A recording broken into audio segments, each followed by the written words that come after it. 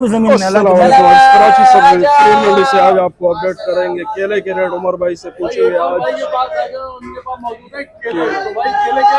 भाईजान मैं वीआईपी केला डबल सुपर वाला माल है, आप लेके चैनल के खातिर 8,000 वाला 7,500 रुपए में, और वो दूसरा लाट लगा वो 6,000 का है, वो 55 का लगेगा। वो लेना है तो 5500, ये लेना है 7,500। और केला माशाल्लाह बम्बू साइज ले जाओ, ये टाइम है, कहते मौके पे चौका मार 7.5 पे कर दिया, ले लो। इसमें दर्जन कितना है? इसमें 35 दर्जन है और इसमें 40 से ऊपर है, इसमें 40 से ऊपर है।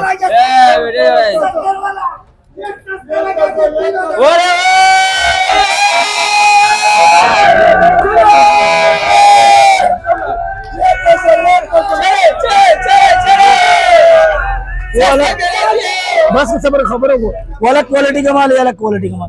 क्वालिटी का फर्क होता है। वो अगर जिनको बकरिया मकरिया दुम्बे मुंबे पाला ले जाए ले जा।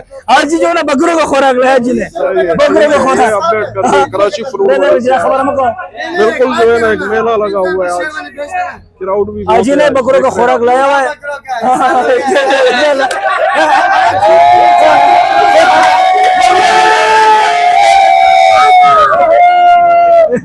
ये पेटे हमारे पेटे।